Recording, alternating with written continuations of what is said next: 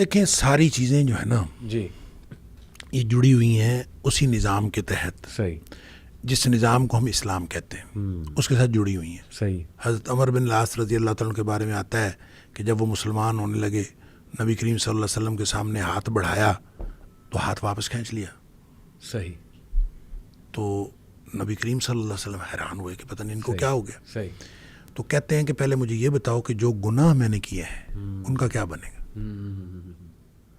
تو نبی کریم صلی اللہ علیہ وسلم نے فرمایا الاسلام یہدم ما کان قبلہ. صحیح. اسلام جو ہے، جب اسلام انسان قبول کر لیتا ہے تو پہلے کے سارے گناہ وہ ویسے ہی معاف ہو جاتے ہیں. سبحان اللہ. پھر آپ نے فرمایا الہجرۃ تہدم ما کان قبلہا.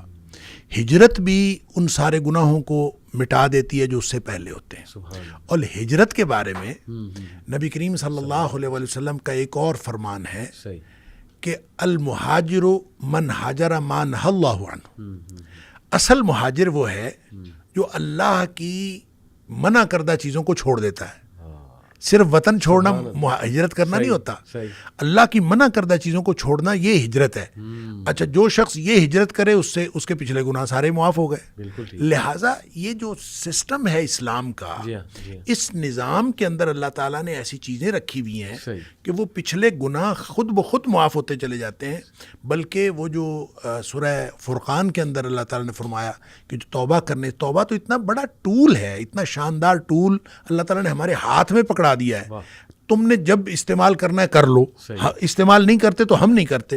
یہ اتنا شاندار ٹول ہے کہ وہاں تو اللہ کریم نے یہ فرمایا کہ جو لوگ توبہ کرتے ہیں الا من تاب وآمن وعمل عملا صالحا، جو واپس آ گیا اور اس نے ایمان قبول کیا، وعمل عملا صالحا، اور اس نے نیک عمل کیے، یعنی واپس آ کے نیکیاں شروع کر دی، اس کے صرف گناہ معاف نہیں ہوتے بلکہ فرمایا اولئک یبدل اللہ سیئاتہم حسنات. ان کے گناہوں کو اللہ تعالیٰ نیکیوں میں تبدیل کر دیتا ہے. جو ساری زندگی گناہ کیے تھے اب وہ نیکیاں بن جائیں گے. تو اندازہ کیجئے جب اللہ کی طرف سے اتنا شاندار ریلیف پیکیج ہے، یعنی اس سے بڑا ریلیف پیکیج ہو سکتا ہی نہیں کہ آپ جب کبھی اس ریلیف پیکیج کو استعمال کرنا چاہیں تو آپ کر لیں، نہ کرنا چاہیں تو آپ کی مرضی ہے. تو پھر اس کے بعد گلٹ کیسا؟ گلٹ تو تب رہے کہ اگر آپ کے توبہ کرنے کے باوجود گناہ معاف نہ ہوں.